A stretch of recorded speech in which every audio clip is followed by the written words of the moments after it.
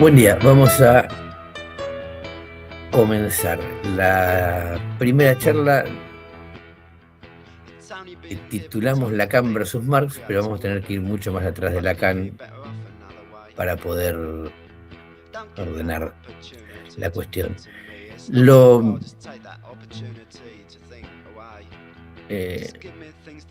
que pusimos en un texto que les debe haber llegado a algunos como invitación, no sé si a todos, porque estuvo en el origen de esta reunión, era una cita de Freud donde habla de que como el oso polar y la ballena, que ocupan el mismo espacio geográfico pero jamás pueden pelearse porque no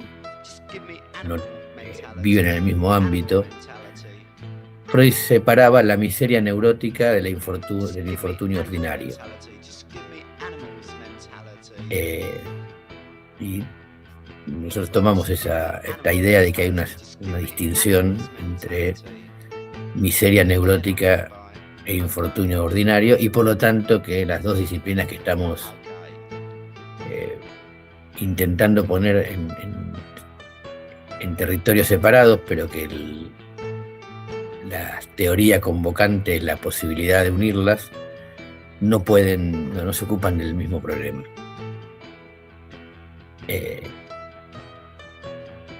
Voy a tratar, a pesar de que varios de los que estamos en la reunión somos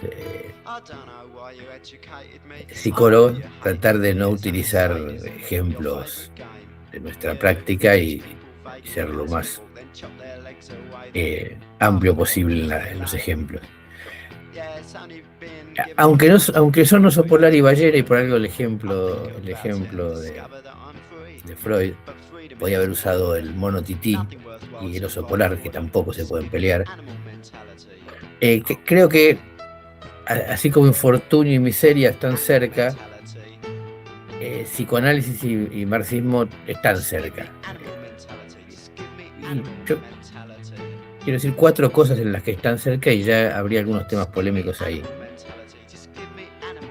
La primera es que son dos disciplinas, por decirlo así, 2 teorías, 2 prácticas, ahora vamos a ir a avanzar en eso, que están en estricta relación con la demanda. Y con la demanda no solamente con algo, con el otro, sino con una forma de presentación del otro que es, como llamar, demanda.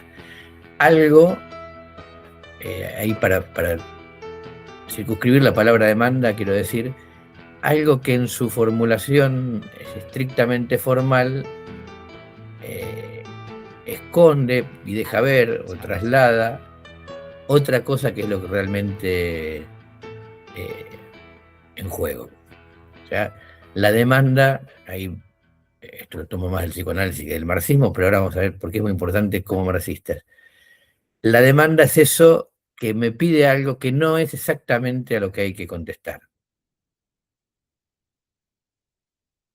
En el caso del psicoanálisis está bastante desarrollada la idea de que no hay que responder a este pedido explícito, sino hacerlo trabajar, darle vueltas, buscar algo del orden inconsciente trasladado en esta expresión consciente. En el caso del marxismo ya es un tema polémico y es, digamos, una de nuestras características particulares como socialismo con respecto a gran parte del marxismo, la idea de que el marxismo surge de una demanda está en oposición directa a la idea de que el marxismo expresa una verdad científica cuyo futuro es inalienable.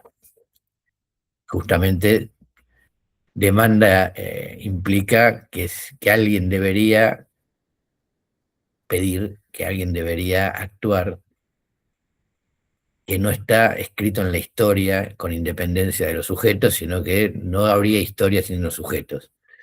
Entonces, en los dos casos, en el caso de los individuos que van a un análisis, algo tienen que demandar, y esto es un tema, ¿qué se hace con eso? Y en el caso del socialismo, la clase obrera tiene que luchar, y esta lucha de la clase obrera es interpretada por el marxismo como demanda porque su programa mínimo no expresa los intereses que podrían resolver el problema. O sea, sin interpretación de la demanda, sin decir que la eh, lucha por aumento de salario eh, solo se resuelve con la abolición del salario, o sea, con su opuesto, no habría marxismo.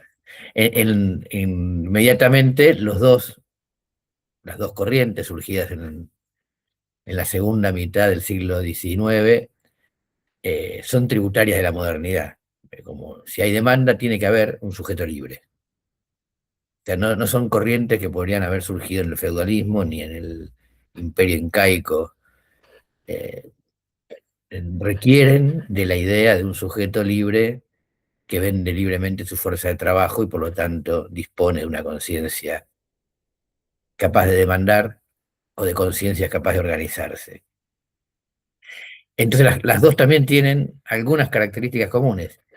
Eh, Mucho trabajo de interpretación, en el caso del psicoanálisis en el caso del psicoanálisis digo individual, pero también teórica general, y en el caso del marxismo social y también teórica. O sea, hay que interpretar la realidad, hay que decir qué está pasando, ¿por qué? Porque hay que realizar una práctica. Y acá volvemos al tema del sujeto libre. Tanto el psicoanálisis como el marxismo son dos corrientes que requieren de manera inmediata de más de un sujeto. Toda actividad humana requiere más de un sujeto, esto ya está muy tematizado, ¿no? Si, si Kafka escribió y nunca publicó nada, pero le dejó las obras a Max Brod y no le dijo que malas, pero no las quemó, esto ya implicaba que su texto estaba como mínimo dirigido a Max Brod y probablemente a otros, que no necesariamente hay que vender los cuadros en el presente, pero así quedan. Pero acá estamos hablando de dos actividades que no requieren solo escribir para la posteridad o dejar obra para la posteridad, sino poner a dos personas en un dispositivo analítico o agrupar personas para una lucha política. Tienen que plantearse objetivos, eh, objetivos que no son transparentes porque surgen de una demanda y de una modificación de esa demanda, y han demostrado persistencias y resistencias. Uno de los elementos de la confusión es que trabajan con los mismos, como todo, ¿no? Trabajamos con los mismos cuerpos. La misma persona puede padecer el infortunio ordinario e intentar armar una huelga, y la miseria neurótica y estar tratando sus síntomas neuróticos y estar en el mismo cuerpo. Esto siempre llama a la teoría que explique todo unificadamente y coherentemente, sin fallas y sin distancia, de los individuos humanos. Sin embargo, esta es nuestra apuesta. En el estado actual de la vida, de la sociedad y del conocimiento, estos dos universos están opuestos. Estas dos prácticas no tienen puntos en común más que marginales. Así que esta sería la primera parte, de cómo situar psicoanálisis y marxismo en su cercanía y su distancia. Eh, Freud tiene textos sociales. Yo los dividiría, no es el tema de hoy Freud, en con dos características. Eh, la parte lúcida y la parte torpe.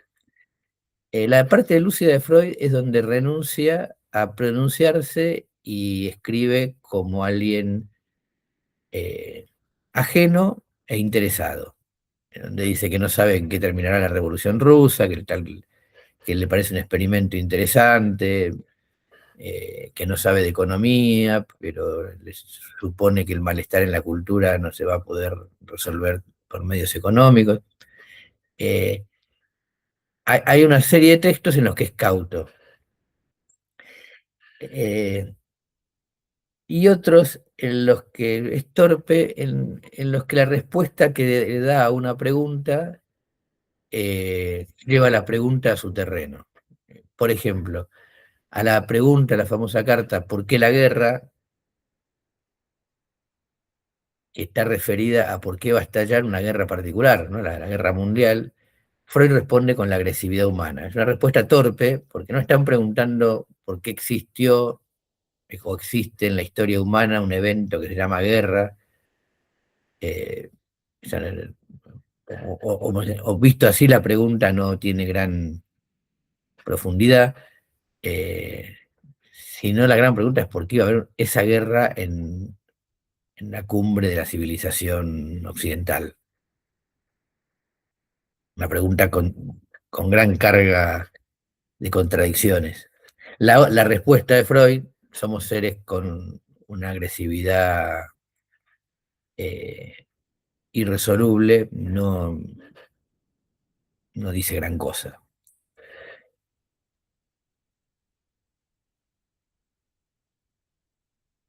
Eh,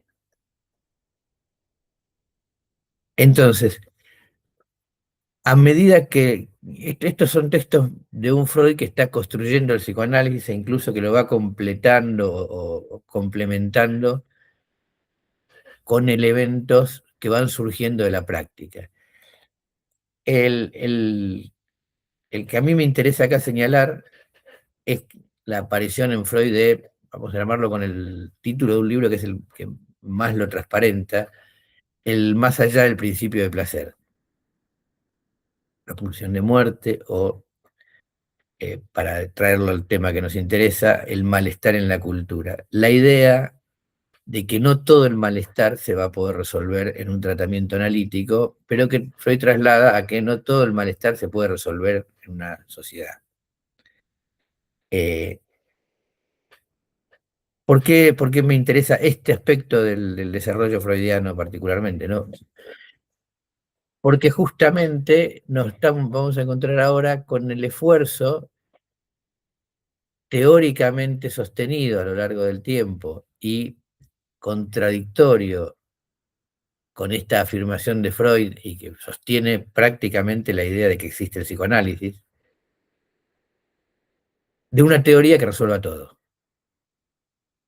Entonces, muy tempranamente, como si fuera necesidad luchar para, y lo es, pero se cayera en esa trampa, completar y resolver el malestar en la cultura, o para introducir un término muy afín a Lacan, como si se pudiera llegar al todo desde el no todo, aparecen oleadas de psicoanalistas, en primer lugar lo llamaría psicoanalistas socialistas utópicos, en el sentido que tienen una utopía social junto con su práctica analítica, y ligados por la época, años 20-30, al marxismo, que era una poderosa fuerza respetada, no es como hoy, a partir de la Revolución Rusa. Lo dejé un poco recién entredicho, pero bueno, obviamente que tanto el tipo de práctica del psicoanálisis como la idea del malestar en la cultura eh, nos llevaría, si yo pensara en una corriente política que lo expresara de manera más eh, correspondiente, no sé si es la palabra adecuada, sería un conservador liberal como Freud, ¿no? O sea, para esta práctica de individuos que desarrollan su individualidad y reconocen los límites eh, antiutópicos de la sociedad concreta, un conservador liberal sería una práctica política muy, algo como era Lacan y como era Freud, una práctica política o una idea política afín. Sin embargo, yendo más allá de este conservadurismo propio de lo que hay, no está muy lejos de todo lo que puede haber, hubo una primera oleada o mejor dicho, en los primeros psicoanalistas ya hubo un grupo o algunos individuos que fueron afines al marxismo. Fennikel, Benfeld, y el más famoso de todos es Reich, Wilhelm Reich. Esta primera oleada intenta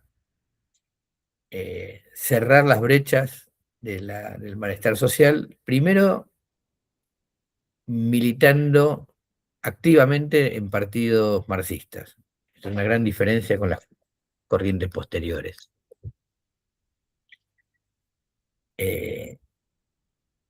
Segundo, conociendo, y esta es una diferencia mucho mayor, conociendo profundamente el marxismo maduro, es decir, el funcionamiento del capital,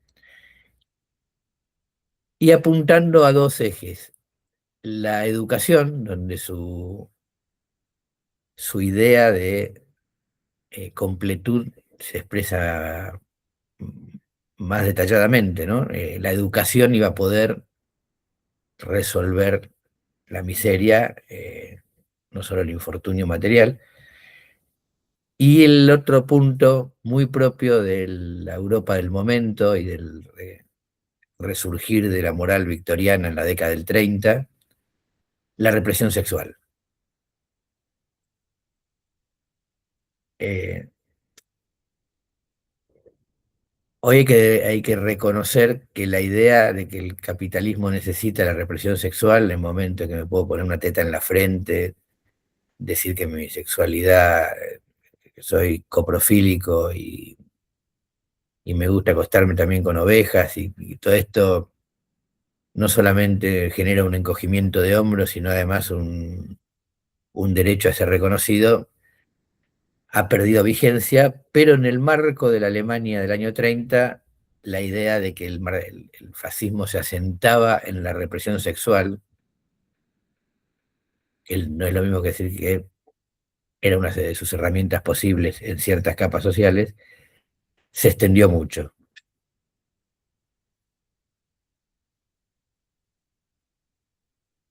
Hay un par de libros posteriores que se refieren a esta época que intentan asociar a Trotsky con el psicoanálisis y que en realidad hacen lo contrario, explicitan que los dirigentes bolcheviques más abiertos, por distintas razones, a las corrientes de vanguardia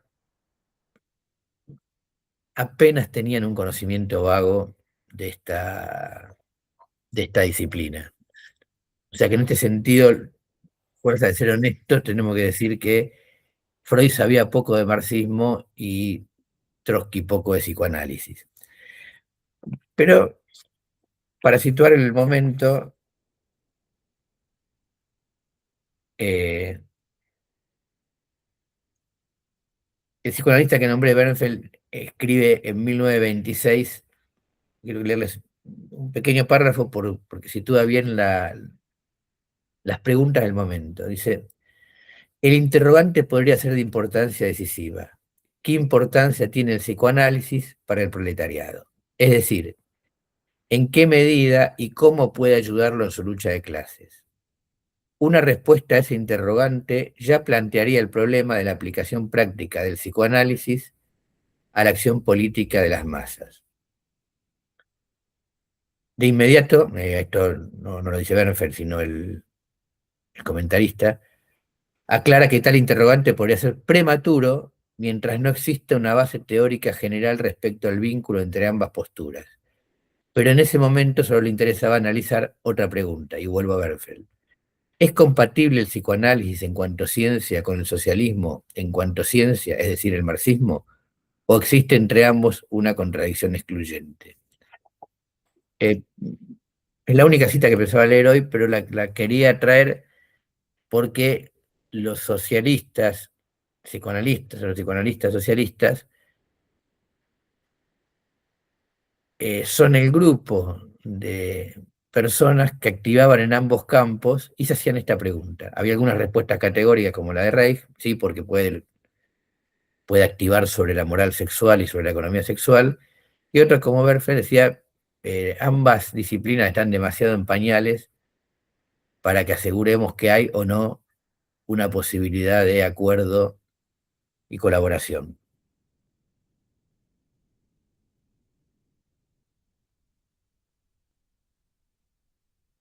Eh, Acá hay si seguimos la línea de tiempo luego de la Guerra Mundial, tendríamos que mencionar a la Escuela de Frankfurt. eh, Rey, Marcuse From, esta deriva no la vamos a incluir acá porque directamente podemos, parece que se alejan del psicoanálisis tanto como se alejan del marxismo, y terminan construyendo una utopía plena de sentido, pero abandonando las características eh, interpretativas y limitadas del marxismo y del psicoanálisis. La escuela de Frankfurt es todo un tema, para nosotros ya lo habrán leído en otros artículos, pero como ideología de los 30 gloriosos años y no como eh, corriente propiamente psicoanalítica abocada a la clínica.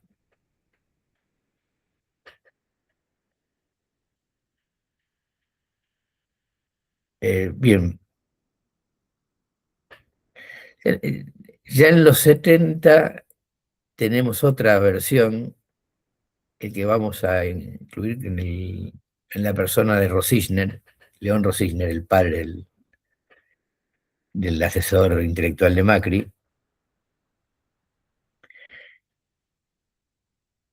que trabaja mucho con la idea de la alienación y de la autoflagelación del burgués, de la introyección del burgués en en la propia clase trabajadora, en el propio trabajador, eh,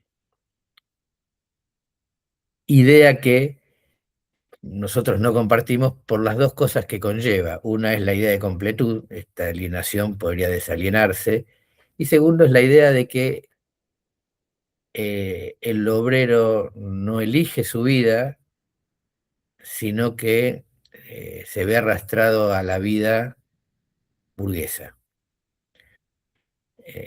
La palabra burguesa, no como carácter de una clase social, sino como modo de vida, impregna todo este pensamiento, y se traslada al día de hoy, inclusive con esos comentarios como eh, izquierdista con iPhone y esas cosas, donde la idea de que el marxismo no es una corriente política que lucha abolir la sociedad capitalista, sino un modo de vivir y de consumir distinto al modo burgués, una sensibilidad. Estas prácticas sociales contra la alienación caracterizan toda la ideología de izquierda de los 30 gloriosos años de posguerra, porque es el producto de esta conjunción explosiva. Puedo ser marxista, pero la sociedad eh, no está viviendo tan mal como para querer una revolución, y por lo tanto la razón por la que las masas no se dan cuenta de su necesidad de ser la revolución es la alienación. No es porque viven suficientemente bien o porque opinan esto, sino porque están alienadas a un pensamiento ajeno de otra clase.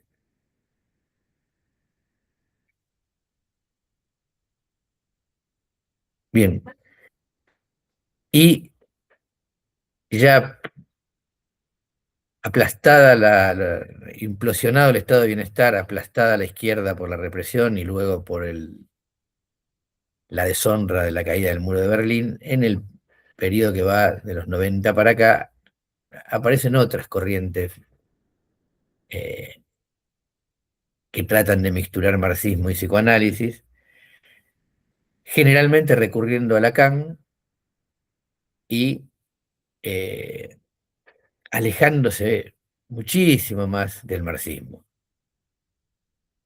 En ese sentido está claro que responden a la derrota derrotándose, ¿no? Se alejan del marxismo, no lo defienden diciendo, no, estaba mal pensado. Eh, Estas respuestas yo las separé en dos. Uno son muy literarias, las que toman, las más literarias son las que toman a Hegel y mucho de la raíz hegeliana, y ahí tienen mucho para la completud, y mucho del significante de Lacan, para conducir a dos conclusiones. Siempre hay un real irreductible, la revolución es prácticamente imposible, y por otro lado, la política se tiene que pensar como se piensa, como una cadena significante, ¿no? En esto el desarrollo más profundo lo hizo Laclau, que es, bueno, todas las demandas de las minorías se ven representados, todas las demandas de las minorías son significantes, que se ven representados en un significante, como el significante el sujeto es lo que es, representa un significante para otro, en otro significante que las agrupa en su disparidad y les da eh, viabilidad política. Todos los ejemplos del libro de Laclau, La razón populista, es un dato interesante, son de derecha. Bueno, explica de dónde saca su idea en la vida práctica, son todos ejemplos del medio siglo norteamericano y de derecha. Y más o menos la idea básica del populismo. Todos los distintos sectores se representan en el líder y estas demandas que pueden ser contradictorias se vuelven coherentes en la figura del significante líder.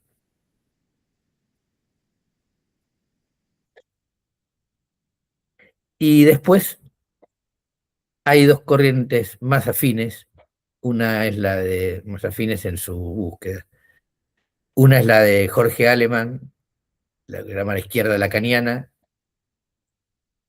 que intenta hacer un duelo por el marxismo eh, a partir de Lacan, y la otra es la de Pavón Cuellar en México, eh, que intenta explicar la estabilidad de las revoluciones y la imposibilidad de llegar al socialismo prácticamente en, basado en Lacan y en este no todo siempre persistente que implicaría no llegar a que la revolución se consuma. Estoy siendo muy breve porque cada una tiene su largo desarrollo, pero llegado hasta acá, nuestra idea era arrancar con el debate sobre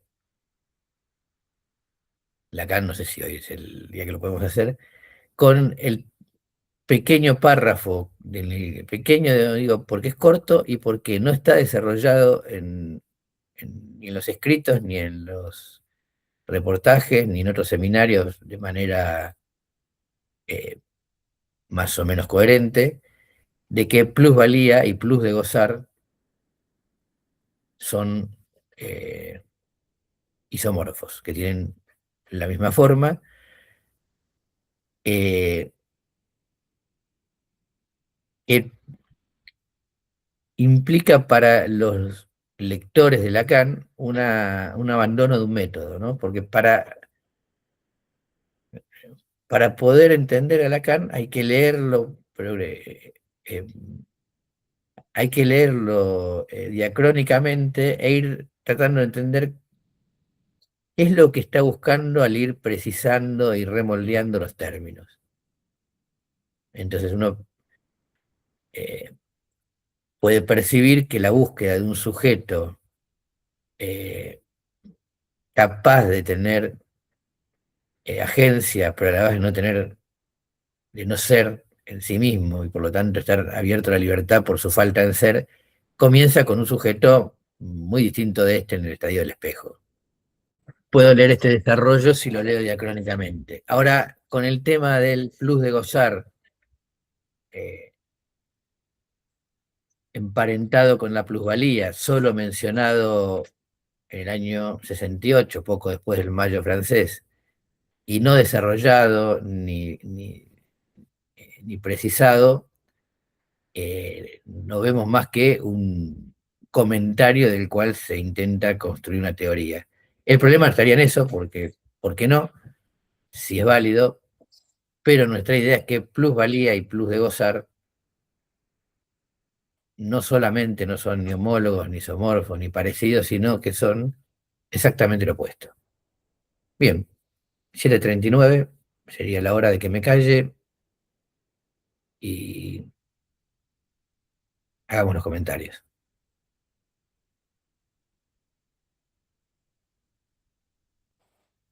O las preguntas. ¿Y no puedes ampliar plus de gozar y plusvalía la oposición tan tajante? Mm.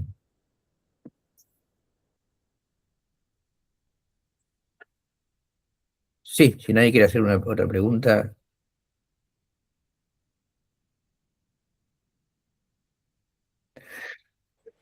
Bien.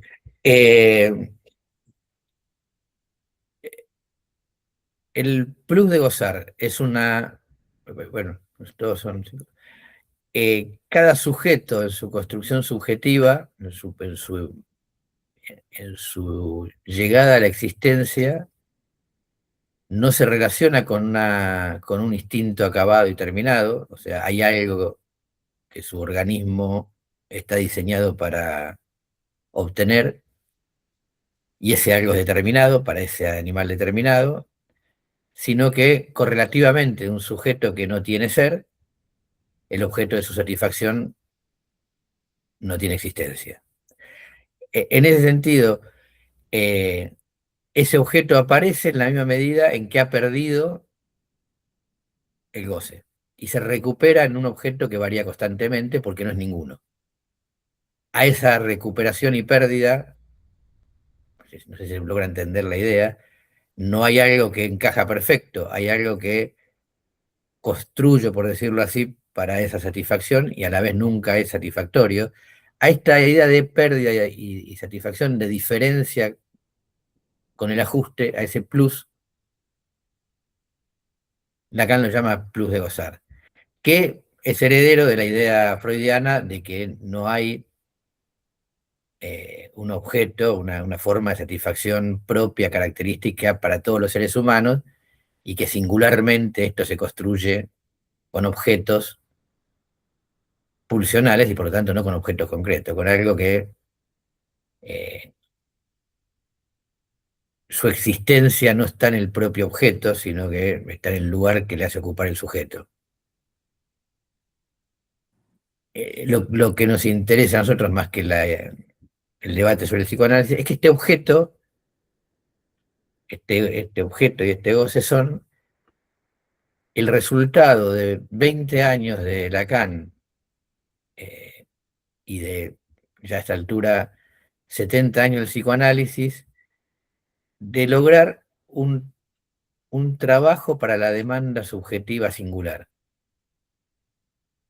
¿Qué hago con esa persona que viene? O sea, ¿cómo proceder con alguien que expresa que está insatisfecho, por decirlo así, que demanda algo, al que no le puedo contestar con argumentos racionales, o sea, para todos? El infortunio neurótico se puede tener eh, siendo millonario. Y aún al millonario no le alcanzaría que yo le diga, no te quejes, la mayor parte de la gente vive, no importa, a él le falta y sufre. El infortunio neurótico tiene esta característica que se caga en la estadística y en lo social, y puede sufrir más inclusive que un tipo que está muerto de hambre, que por alguna razón padece de miseria material, pero no de miseria neurótica, padece menos. Entonces, ¿cómo construir este objeto de satisfacción o de sufrimiento singular y este sujeto, en cierto modo, asocial, aunque se construya socialmente, porque no se le puede responder comparándolo con ningún otro? Es el trabajo del psicoanálisis. Ahora, ¿cuál fue el trabajo de Marx? Una manera de verlo es que El Capital no es un libro sobre el excedente y la explotación.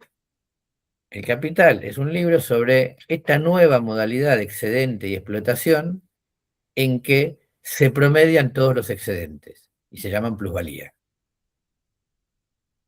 Lo que Marx se esfuerza en el Capital es por decir, esto es distinto al feudalismo, donde, podríamos decir, la tasa de explotación de un señor feudal renano podía ser muy distinta de la de un señor feudal de Toulouse.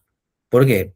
Porque el tipo cobraba los impuestos de acuerdo a su necesidad y al rendimiento de su diezmo, la iglesia, al rendimiento del campo, a situaciones muy concretas. Esto hacía lo característico del feudalismo, que sea muy particularista, muy separado, muy local, muy, podríamos decir, particularizado, más cerca de cuestiones individuales que de grandes cuestiones generales. Y los vasos comunicantes de toda la sociedad eran débiles. Me parece, no, acá estamos en una nueva sociedad, no solamente hay explotación, nada nuevo, no solamente hay trabajo apropiado, nada nuevo, sino que hay una cosa increíble. Todo el trabajo de todos los trabajadores se promedia y surge una sola productividad, y entonces podría ser algo tan estrafalario, lo que estamos viendo, lo que estamos en el tercer año de lectura del Capital con el grupo que estamos viendo ahora, algo tan estrafalario como que el patrón que me explota a mí no gane dinero, y en todo caso, mi trabajo, si contribuye a alguna plusvalía, a una apropiación de plusvalía, sea de otro patrón, más productivo, que está en otro lugar, y que en el promedio, en la productividad media del trabajo. Entonces, son dos ideas rotundamente contrapuestas. Una surge de la construcción de la interconexión social más absoluta que haya existido y del promedio más genérico, y la otra surge de la construcción del sujeto más individual y de su singularidad más profunda. ¿Qué tienen en común? Nada. Una vez que además intento conectar el plus de gozar con sus conceptos, con su red conceptual, y la plusvalía con su red conceptual, no conocen a ningún pariente. La plusvalía se conecta directamente con la productividad, por ejemplo. Plus de gozar, lejísimo. Por lo tanto, la idea de que la palabra plus alcanza para decir que dos teorías, estoy forzándolo, ¿no? Que dos teorías son similares y hay un terreno común, no provee de muchos argumentos. El otro argumento es todavía más difícil de entender porque es el que hay un discurso capitalista, pero ahí ya la distancia es mayor porque en lugar de sistema capitalista se habla de un discurso capitalista, algo que el marxismo no tiene nada que decirse al respecto. Sí, Edgar. Dos cositas. Bueno, primero, desde casi la ignorancia total sobre el psicoanálisis y conociendo un poquito nada más del marxismo. Una es, si podrías profundizar vos, la razón del título del encuentro, la utopía, la inviabilidad reaccionaria de la izquierda lacaniana. Una de esas, que es casi una curiosidad, y la otra es la siguiente. Hasta lo que yo he visto, digamos, en algunos, particularmente porque yo vengo haciendo terapia en momentos más lacanianas que otras, me ha llegado, digamos, a indagar ciertas cosas, digo. La terapia lacaniana, digamos, se basa, o el objeto de la terapia lacaniana es el discurso del sujeto, que se trasunta entiendo yo, en rupturas, quiebres con continuidades acerca de el accionar de los sujetos. ¿No hay cierta analogía con el marxismo en el sentido de que el sujeto es la clase obrera y su insatisfacción, al igual que en el psicoanálisis, su malestar lo lleva a veces a interrogarse y a obtener a partir de eso, de ese discurso que también ofrece, digamos, el marxismo. No todo el marxismo ofrece un discurso para la salida de su malestar, pero, digamos, por ejemplo, nosotros, me incluyo, Vida y Socialismo, trata de ofrecer un discurso, un marco interpretativo, hablamos la otra vez, o un término parecido, que te permita, no sé si no resolver el problema, pero sí saber por qué carajo estás mal y vas a seguir estando mal a pesar de que consumas un poco mejor o no estés tan mal como otros.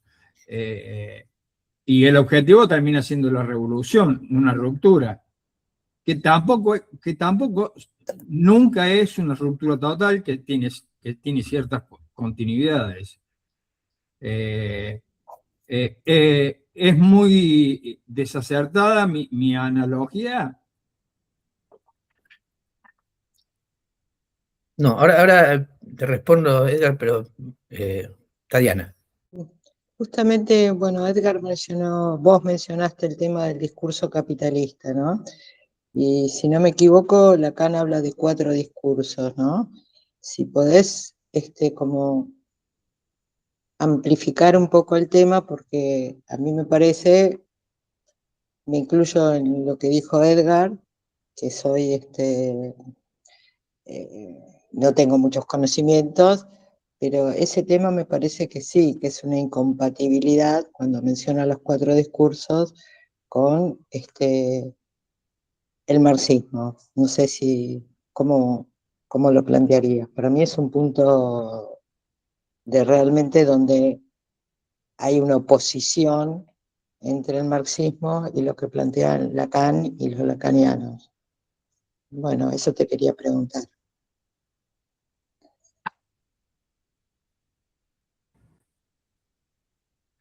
Priscila. Perdón si se escucha el ruido, estoy por entrar al laburo, pero quería acotar una cosa. Me parece o sea, comparto lo que se señaló hasta ahora y demás, pero además el material que aborda o el material con el que trabaja el psicoanálisis es exactamente eso singular, que es exactamente lo opuesto a lo que trata de rastrear, conceptualizar y estudiar el marxismo, que es justamente el denominador común, el denominador social. Y yo creo que a veces el lío, muchas veces es intencionadamente, o sea, muchas veces está intencionado, en la izquierda lacaniana creo que está intencionado hacer esta deformación de un supuesto marxismo, que en realidad no viene a plantear ninguna modificación del sistema social en el que vivimos. Pero en otras ocasiones, y justo traigo este ejemplo porque me pareció gráfico en relación a la charla de hoy, ayer participé de un ateneo que hablaba de la hipersexualización en la infancia. Entonces, se les hace este siguiente lío, era una perspectiva lacaniana, pero como hay algo general, es decir, como se tienen que salir del caso por caso, porque no es que estaban trabajando un caso, sino que estaban planteando, bueno, socialmente estamos observando esta problemática. Entonces yo creo que desde el punto de vista del psicoanálisis, cuando se quiere explicar por qué hay una generalidad, se tiene que apelar, o sea, se tiene que reconocer que eso singular, que es el material con el que trabaja el psicoanálisis, para el psicoanálisis lo que importa es cómo se forjó en ese caso particular, con esas personas que criaron esa persona que está ahí, con la historia singular de esa persona, pero indefectiblemente hay determinaciones sociales porque nosotros como marxistas, o sea, entendiendo que estamos en el capitalismo con las relaciones sociales de producción que nos constituyen cuando todos los días trabajamos y vivimos de determinada manera, y eso hace al hecho de cómo somos, pero después el psicoanálisis va a trabajar de ese denominador común con cómo específicamente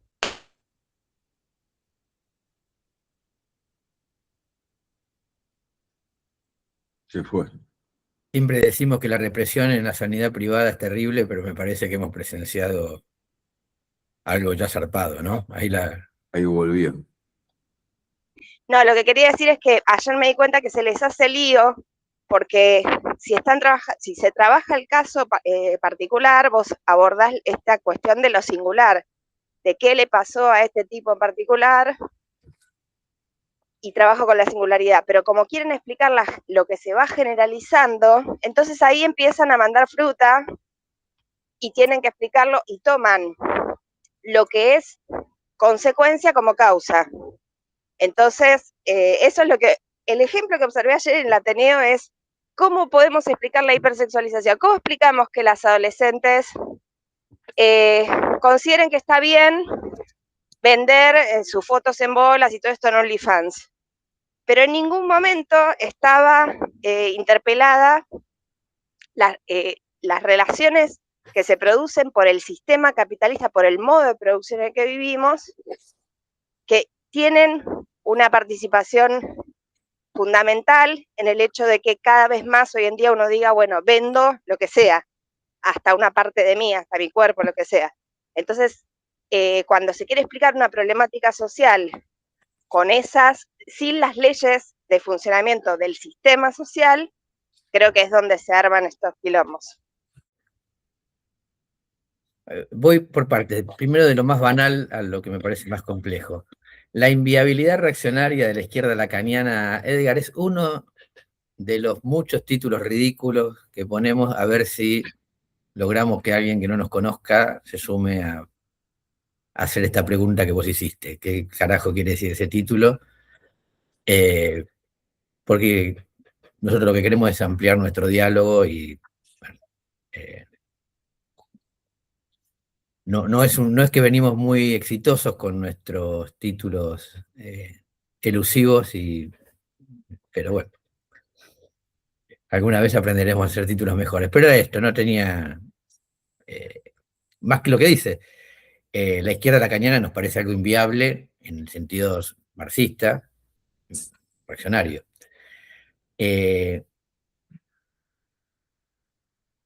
Ahora, lo que nos interesa, la relación entre el psicoanálisis y el marxismo. Primero quiero arrancar con lo que decía Priscila.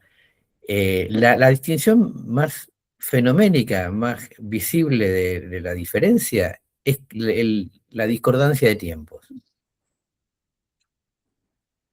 Yo puedo resolver mi situación singular, hacer un gran avance en mi vida personal, y lo puedo hacer inclusive ayudado por un análisis en el mismo momento en que la vida social se hunde.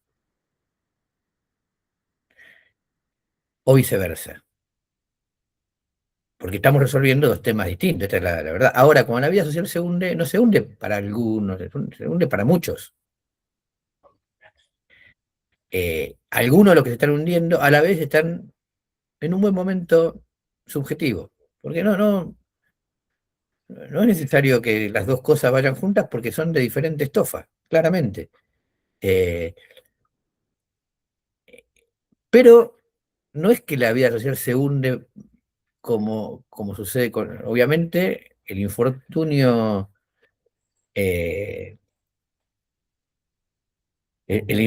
material nos abarca en capas inmensas, ¿no? No es que es para todos tampoco, pero podemos decir, bueno, salvo los petroleros, a todos los demás, muchos. pero conozco a alguien que está en la cúspide de su vida, porque aunque está ganando menos, resolvió una indecisión con respecto a algo y ahora está disparado como un cohete. Esto sucede. Y esto es la manera más inmediata de percibir que estamos hablando de dos cosas distintas. La otra es esta. La variabilidad política, que es como un ballet, no puede explicarse con los saltos subjetivos, que son mucho más lentos y persistentes. Los movimientos que hacemos en nuestra persona suelen ser muy difíciles de realizar, pero muy persistentes cuando suceden. La vida política es más variable, pero más colectiva. Gana Milei de golpe, ¿no? En 2 años aparece Milei. Muchos lo votan. Luego, muchos de los que lo votaron en ese momento estaban subjetivamente mejor, no sabemos. Entonces, nosotros tratamos de hacer como dijo Priscila, una distinción entre los problemas del ballet colectivo, donde muchas niñas se encuentran hipersexualizadas, y el problema de esa paciente del año 2010, que la hija, bueno, esa era la excepción, o la excepción digo porque es un caso singular. Hoy, esto ya, la posibilidad de resolverlo en términos singulares es muy limitada,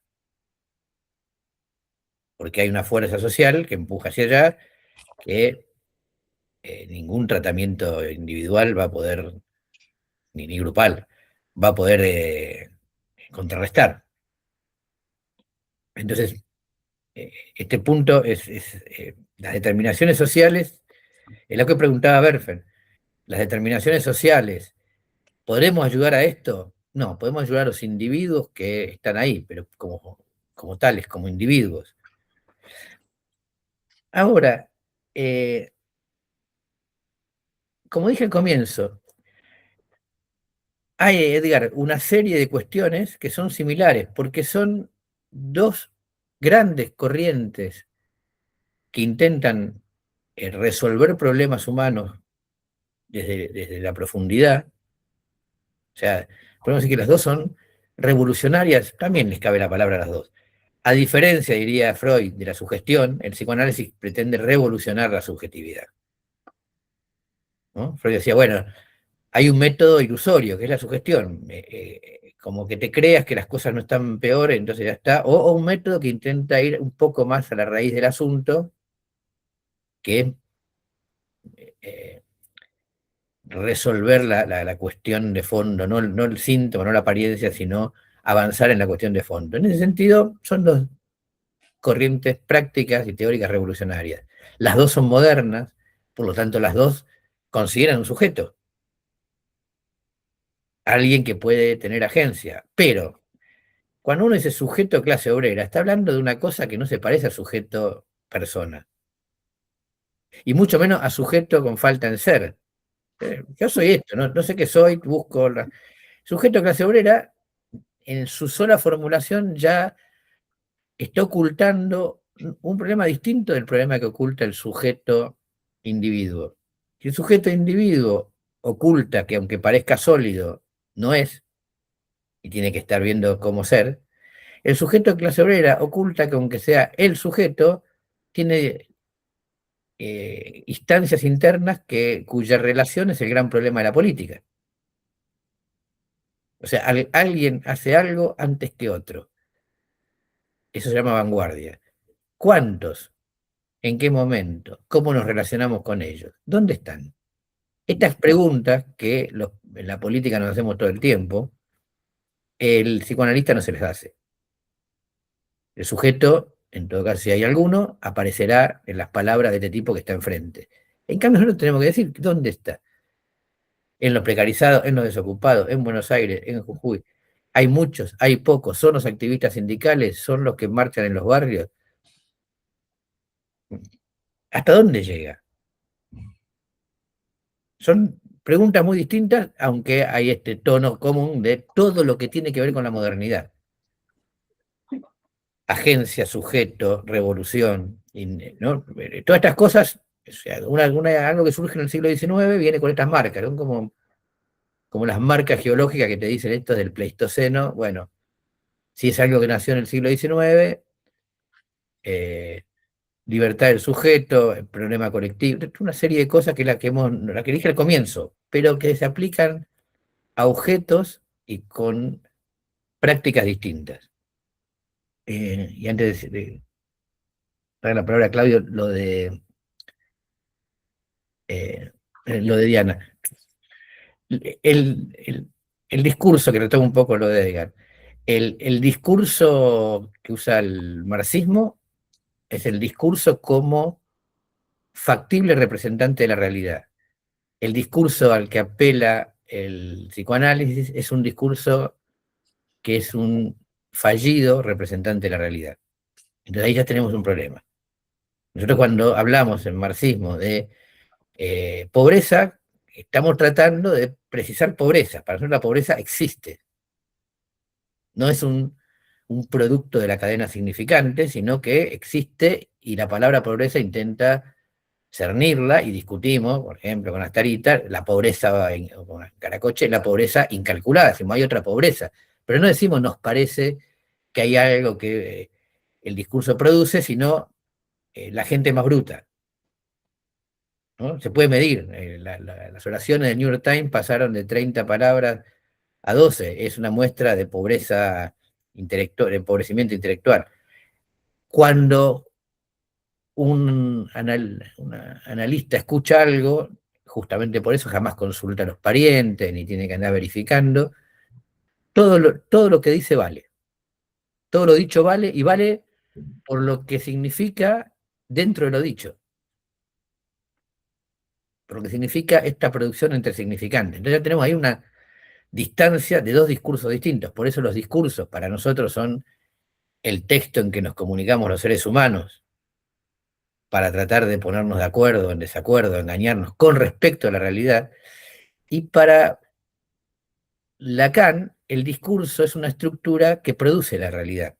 Y esa estructura tiene, para Lacan, 4 lugares, que intenta reflejar esta construcción que él hizo. ¿Cómo los discursos son 4 lugares que relacionan esta relación del sujeto, que es eso que surge del objeto perdido, entonces ponen sujeto barrado y objeto A, que tiene que relacionar con esta idea de que el sujeto es, en la cadena del discurso, lo que un significante representa para otro significante, S1 y S2. Con esos 4, tratando de resolver este problema lacaniano, como un sujeto que está en el terreno de la pulsión puede aparecer en el terreno de la cadena significante, arma el concepto o la idea de discurso. S1, S2, sujeto barrado, objeto A. Y dice algo Lacan.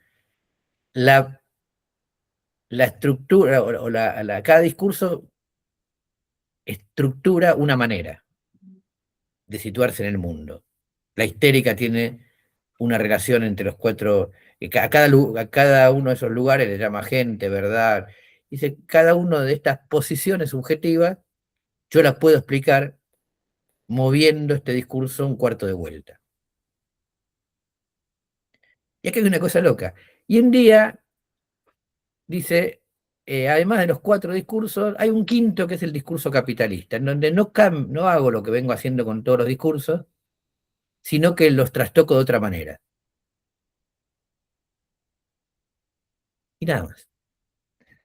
De esa pobre afirmación surge toda una idea en donde los lacanianos suelen reemplazar capitalismo por discurso capitalista, y ahí ya hay una pobreza absoluta, porque ni explican cómo funciona, ni qué relación tiene con la economía capitalista o la realidad. Todo es adjudicarle efectos negativos del capitalismo al discurso capitalista. En este punto, la idea del diablo era mucho más productiva, mucho más rica, mucho más icónica, ¿no? Es algo malo que nos hace todo el malo. Bueno, al menos el diablo tenía olor, azufre, color, echaba fuego. Una idea más interesante para explicar lo malo sin explicar lo malo. Claudio.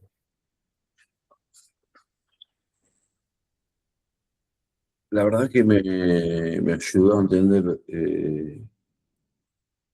qué pudo haber querido hacer. Tomó solamente la parte de plus, no tomó plusvalía.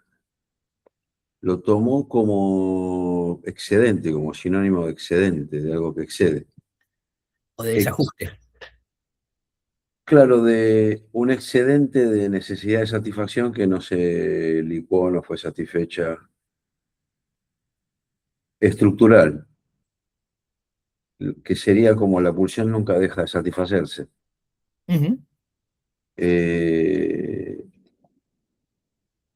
se conecta solamente en la parte esa de plus con plus, solo ahí. Pero la verdad que es una buena noción, a través del tema del discurso, para entender cómo entran las personas particulares en cosas sociales. Es un error muy común superponerlo. Eh, Como que hubiera algo que ya, ahí ya la pulsión no tiene más excedente. Es muy común esa lectura en lo social, como leer mal lo individual en lo social, si no tenés en cuenta ese concepto de plus. Y ahí termina un poco para mí, la correspondencia posible. Pero sí que es bueno para pensar cosas sociales, porque si no tenés en cuenta eso, no entendés por qué la gente hace las cosas que hace. Es decir, pero si le dimos todo esto y siguen, y como que hay una parte estructural irreductible, ¿verdad? Sería así el concepto de es excedente.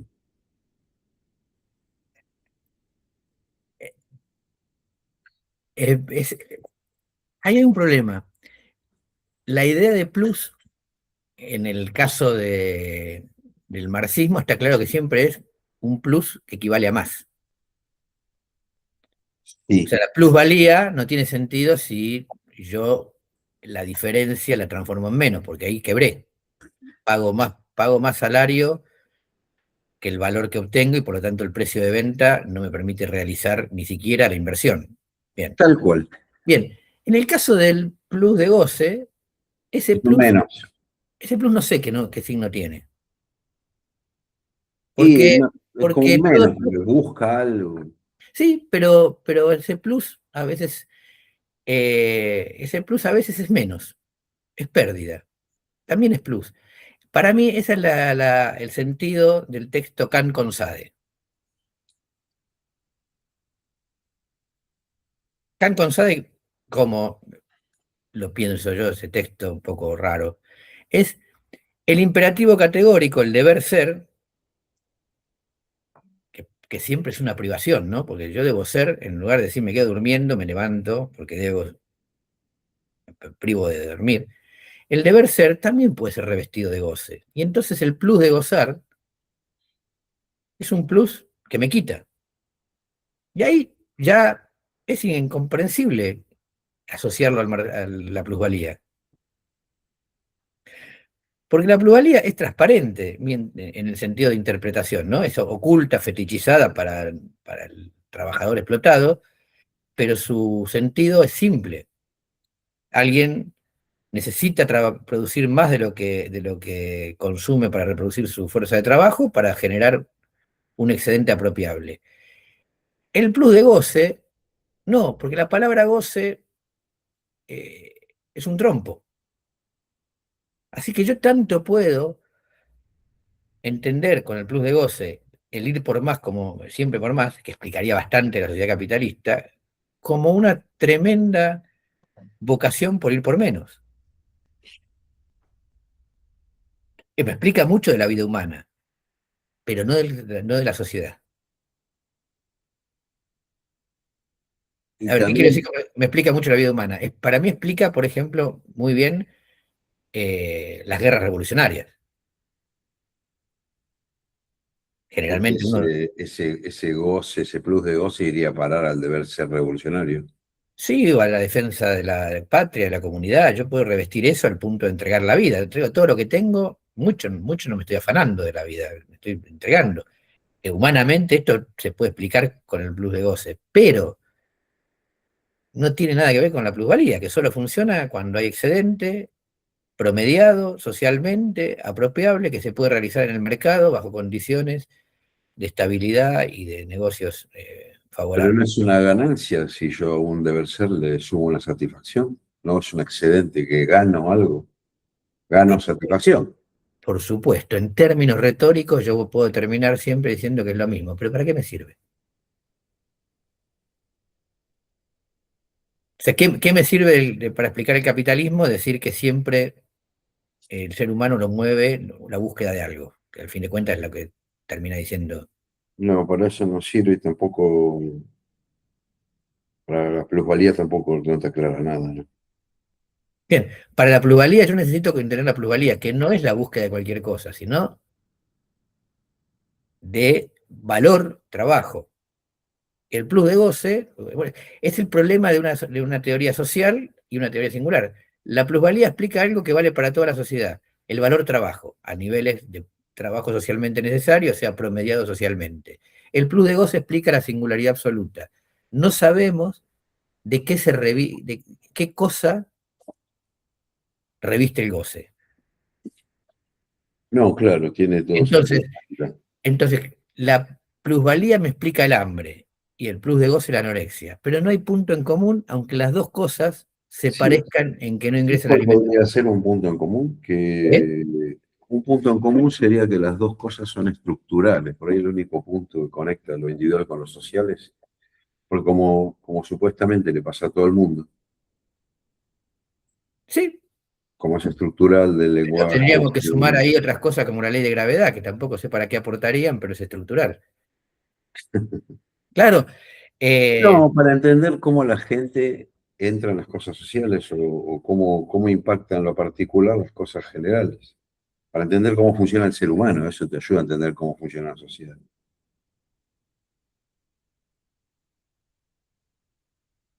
sí, Este eh, error de superponer personal y social es muy común, aún en organizaciones revolucionarias y la exigencia de moralidad, como claro, si pero fuesen cosas iguales, ¿no? por eso digo, si yo las puedo separar, entonces sí logro esto que vos acabas de decir. Exacto. Por ejemplo, es un tema que hemos hablado últimamente. Si yo logro separar los dos plus, entonces puedo entender que el militante no es solamente alguien que comprendió qué es el socialismo y el capitalismo, sino alguien que puede revestir de satisfacción cierto tipo de acción social. Esto es un acto singular. Claro. O sea, cuando nosotros criticamos a los librepensadores, estamos diciendo una crítica improductiva en un sentido, porque es el que le gusta dar charlas y volver a su casa, no le gusta militar. Y no es que no entiende lo que le estamos diciendo, sino que subjetivamente no puede encontrar satisfacción en una actividad que no es dar charlas. Y el que le gusta militar no le alcanza con dar charlas, no le gusta dar charlas. Y esto no se puede cambiar, lo que se puede cambiar es el contenido.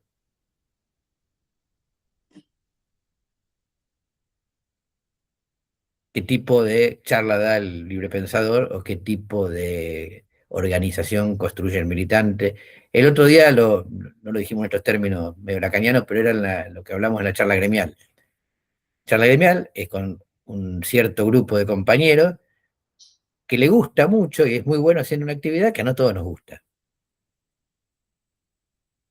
Es una actividad que hay que revestirla de satisfacción, ¿no? ¿Cuál?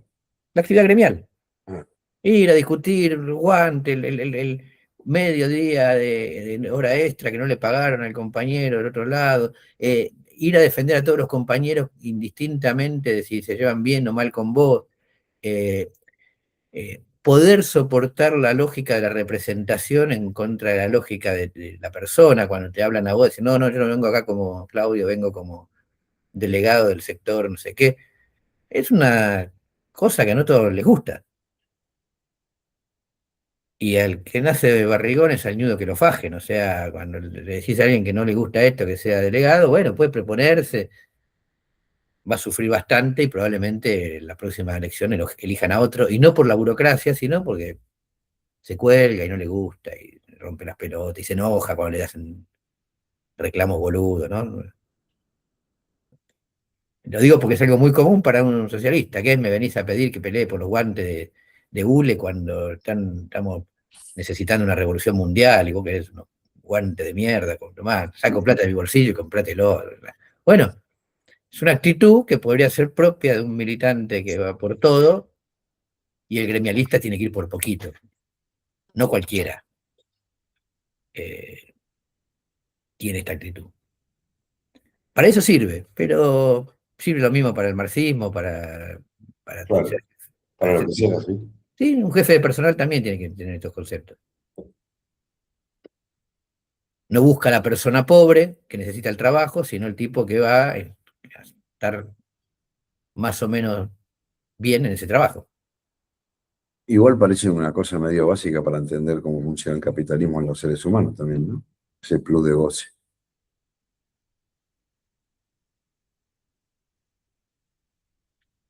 Eh, Porque está la idea de que habría una cosa que te la dan y ya está. No rompes más las pelotas. eh, no sé, el gran problema del capitalismo está justamente en otra parte. Porque lo que nos cuesta entender, o al menos a la izquierda le cuesta entender, y a mucha gente, es no puede ser que las personas se sometan a vivir tan mal, son masoquistas.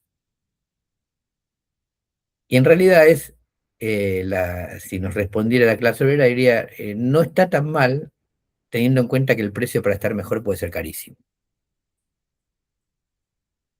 No soy boludo, no soy masoquista, eh, vos no me asegurás, sos como el Temu de la política, ¿no? Me ofreces un producto de puta madre, pero después me va a llegar una muñeca Barbie, no sé, si quiero hacer esta compra. No es que no lo quiera, es que eh, me parece que no me están ofreciendo un producto tan copado. Y está acá en casa, está en el almacén, lo fui, lo compré, lo tengo en la mano. Es berreta, no me cae bien, pero al menos lo tengo.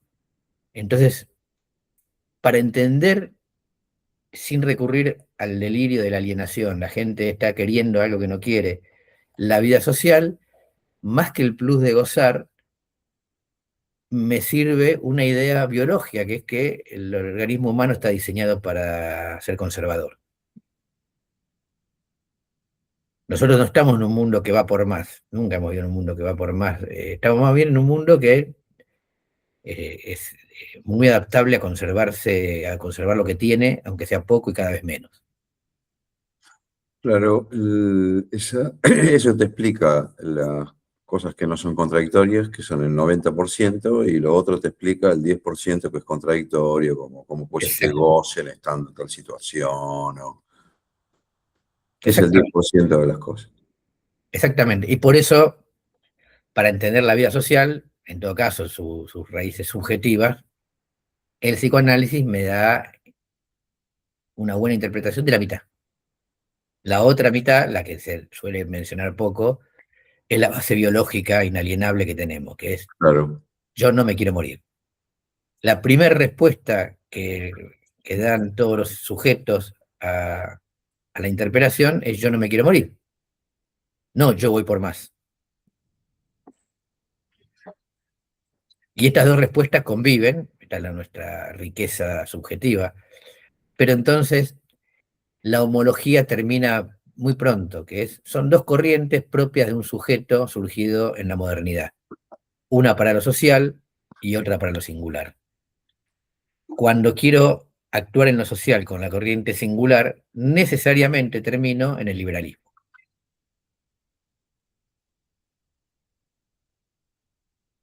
O sea, en el respeto irrestricto al individuo, que es el respeto irrestricto a las minorías, que es el respeto irrestricto a la minoría más importante que hay en el mundo, que es la burguesía.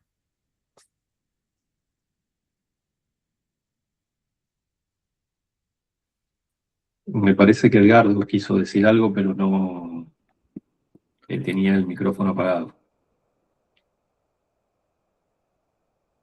Ahí Miguel escribió.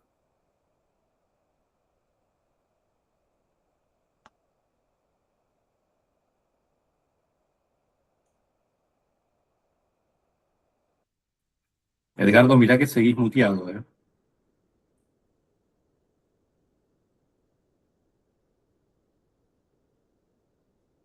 Miguel dice, envío comentario escrito porque estoy viajando. Creo que es toda una operación del capitalismo aplicar el concepto plus de goce al trabajador, cuando le cabe totalmente o casi a la esfera que se ha apropiado de los medios de producción.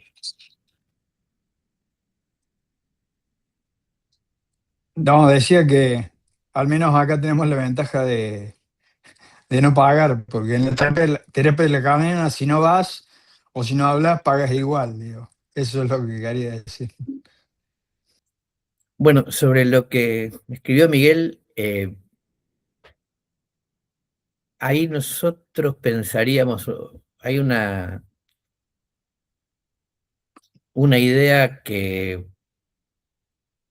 eh, no es aplicable a este paralelo, pero que sí para el comentario de Miguel, que es la coacción muda. El capitalismo no organiza operaciones a nuestro modo de ver, funciona. La idea de organizar algo presupone un sujeto con capacidad de decidir, y nosotros creemos que el capitalismo funciona y los sujetos tienen capacidad de decidir, pero que no existe el sujeto capitalismo, y que existen los sujetos en el capitalismo. Dicho de otra manera, la coacción muda es, hay un modo de funcionamiento, lo que no da ganancia pierde, lo que da ganancia absorbe, el Estado representa el conjunto de los capitales para defender su funcionamiento, y luego hay voluntad en los capitales. Tienen dueños reales que toman decisiones reales.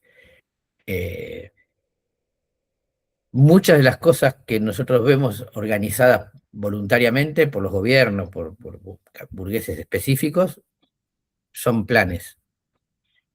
Pero la vida social es más bien el resultado de un funcionamiento mudo. A lo que le hemos dedicado bastante tiempo, por ejemplo, tomando lo que dijo Priscila, la, la hipersexualización o la degradación educativa no son un plan, son un efecto lógico del desarrollo de, de ciertas ramas productivas en detrimento de otras, o de una forma, de una necesidad de sujetos más productivos contra una necesidad mucho menor de sujetos productivos. Eh, por eso porque le da otro carácter de sujeto, algo que no lo tiene, cuando dicen nos quieren ignorantes. La verdad que el capitalismo nos quiere ignorantes o capaces de acuerdo a las necesidades que tenga. No piensa en nosotros como si fuéramos sus hijos, sino como mano de obra. Así que cuando fue necesario educar clase trabajadora, la educaron a lo bestia, y cuando no hace falta clase trabajadora educada, la dejan que se cague a tiro en los colegios. No es un plan, es un efecto de una lógica basada en la acumulación de capital.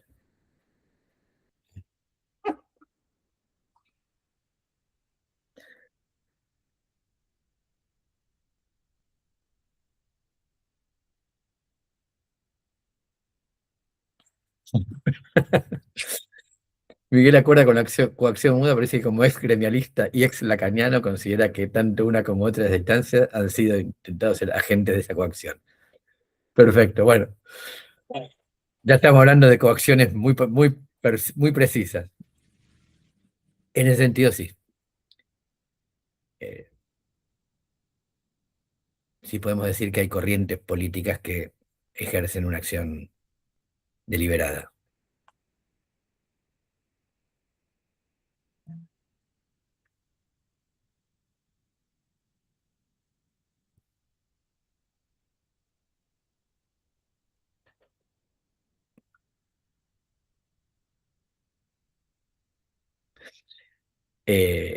Mariano dice, agrego una observación anecdótica que no sustituye la crítica de los textos, pero me parece pertinente.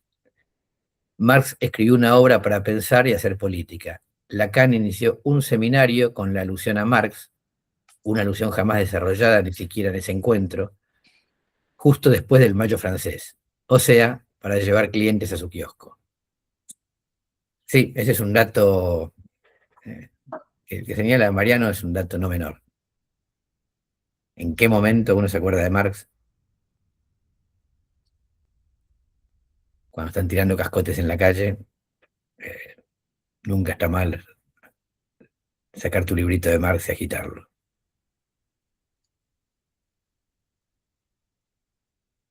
Aleman habla de esto del plus de goce.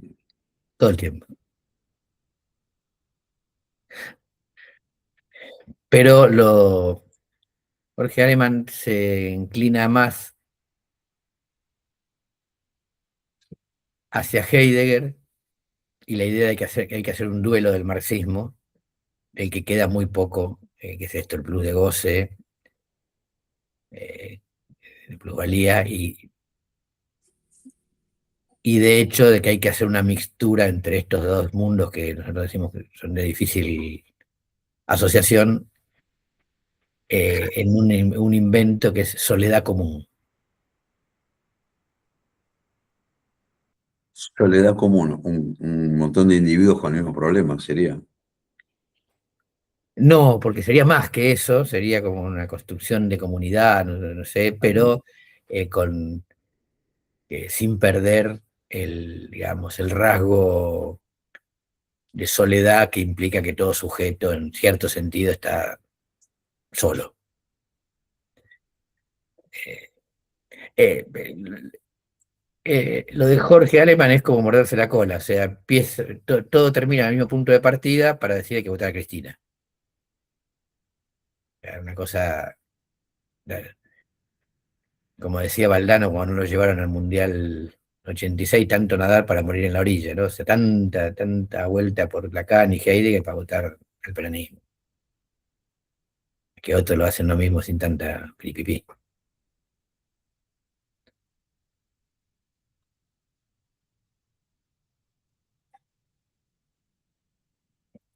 Bueno, ok, no sé qué decirles.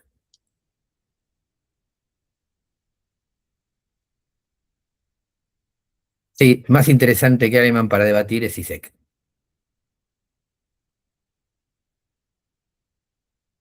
Sí, sí, secta, está buenísimo.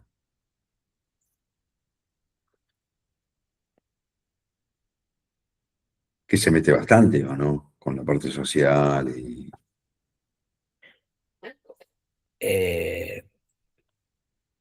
Sí, con la parte social de un marxismo que carece de economía. Un dato, lo quiero mostrar.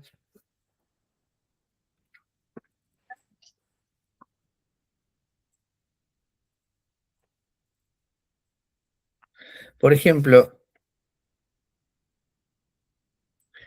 a ver si se ve. Este es Reich, del año 30, ¿no? ¿Se ve? Sí, Hermosa es la edición. sí. Bueno, no importa que lo lea, lo que quiero decir, este es un psicoanalista que para explicar su tesis marxista sobre la economía sexual, no se olvida de la economía. Coloca cuadros, cantidades, ¿no? Luego, en algún momento, ya se pierde la relación al mundo material y todo esto se va deslizando a un puro mundo literario y filosófico. Creo que va enloqueciendo el mismo autor, ¿no? No, pero no digo, no hablaba de. Sí, lo Ah, que es termina totalmente piantado. Pero no, me refiero a esta deriva del psicoanálisis de izquierda que se va remitiendo a un capitalismo que es literario. Y como todos sabemos, en la literatura todo puede ser. O sea, en la literatura yo me puedo despertar siendo cucaracha, pero es difícil explicar biología con ese ejemplo, no me ayuda. La pérdida de toda referencia material para explicar la vida material ya tiene un punto de partida eh, que le permite volar a cualquier lado.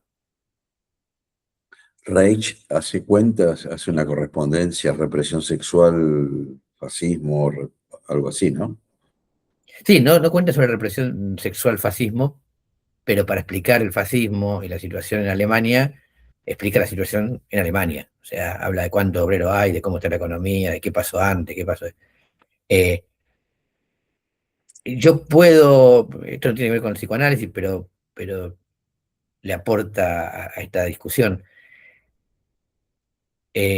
Yo puedo tomar la política como eh, una expresión determinante y determinada de la economía y de la vida material, o la política como relacionada más con la literatura y la filosofía. Es fascinante, pero tiene un problema, todo puede ser. ¿Cómo sería con la literatura y la filosofía? Por ejemplo,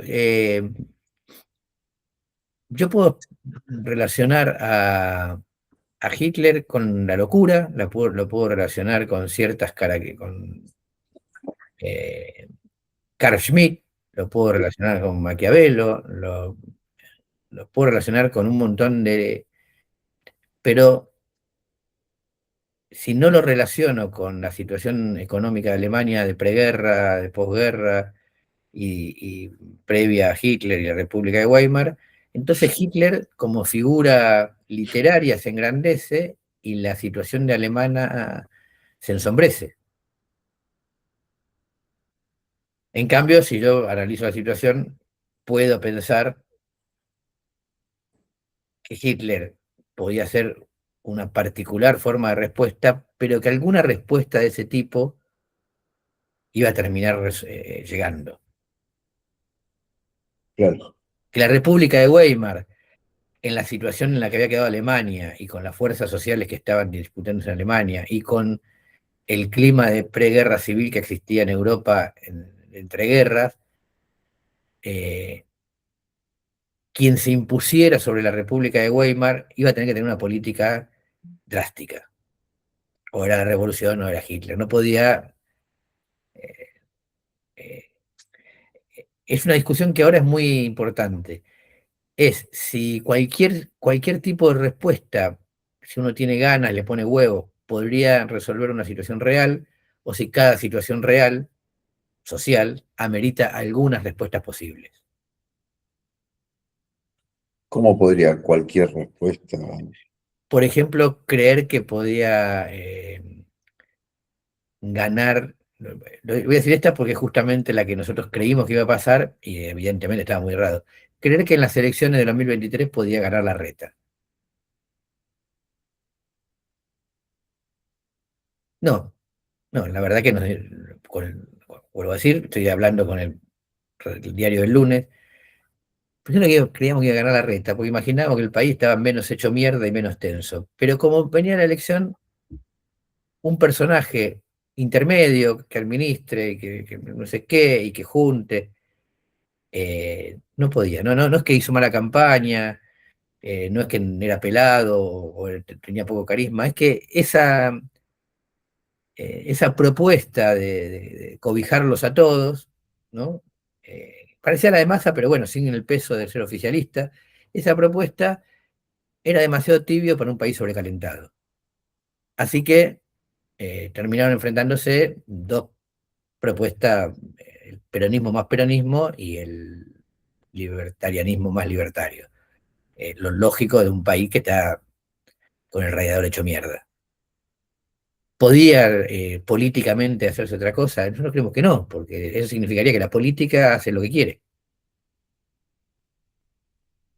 o Pichetto, no, Pichetto, ¿cómo era? Schiaretti. A pesar de que probablemente la mayor parte de la burguesía argentina, si hubiera tenido que elegir, sin tener que seducir a la clase trabajadora para que vote, hubiera votado a estos dos que nombré. Políticamente es objetivamente, o lógicamente. No, de ¿Sabes? acuerdo a sus intereses, claro, los intereses serían mejor, tranquilos, vamos avanzando, no Claro. gobierna un tipo que puede perjudicarnos con medidas, pero no es lo posible y lo posible lo determina la situación del país, y en un país recalente, un tipo con buen lenguaje no es factible. No siempre, El plus de goce de la gente siempre te explica más ese 10% literario, pero no el 90% de por qué ocurre algo social. claro, probablemente haya también otro componente, pero cuando yo pierdo ese componente material, que es lo que ocurre en todos los textos eh, eh, o de estas corrientes, todo puede ser. Ahí vamos a la agresividad humana de Freud. ¿Por qué ocurre esta guerra? Y porque el hombre es así, es Claro, todo agresivo, puede ser. literario. Sí, ya sabemos que es agresivo, pero ¿por qué esta Todo puede guerra? ser. En los términos de Freud, en cualquier momento, en cualquier lugar, en cualquier ocasión, puede ocurrir una guerra. Bien, no te ayuda mucho un comentario así. Son como los divulgadores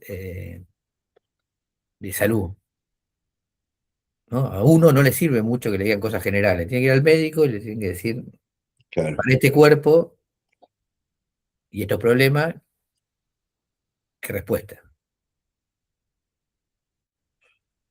Y de ese quinto, el discurso capitalista, ¿vos te acordás qué decía que era? Ese quinto discurso.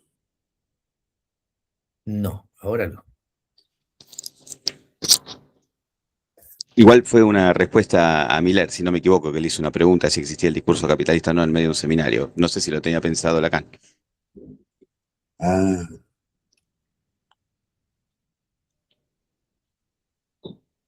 Pero lo Pero podemos buscar. un poco quería retomar lo que trajo el compañero Edgar y la respuesta tuya, Richard, acerca del título.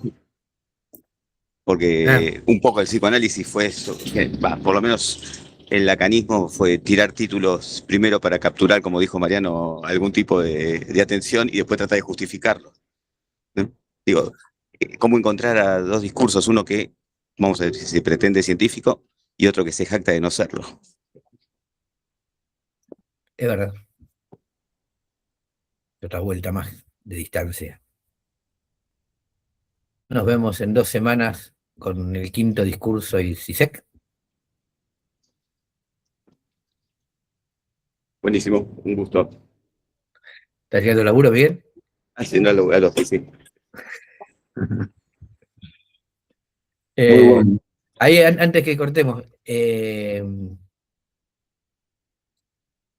escribió Mariano lo que es más interesante es debatir con CISEC, y que en la Seducción Literaria 1, uno de los textos que publicamos, tomamos la obra de la marxóloga y filósofa Clara Ramas para mostrar cómo el olvido de la economía conduce a la literatura y al reformismo. No olvides de tener la grabación, esto es lo que es para mí. Bueno, los volvemos a convocar por los medios habituales. Buena semana.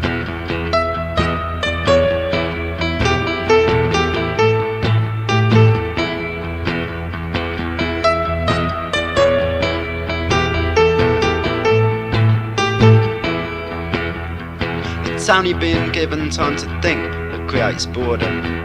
I could be better off another way.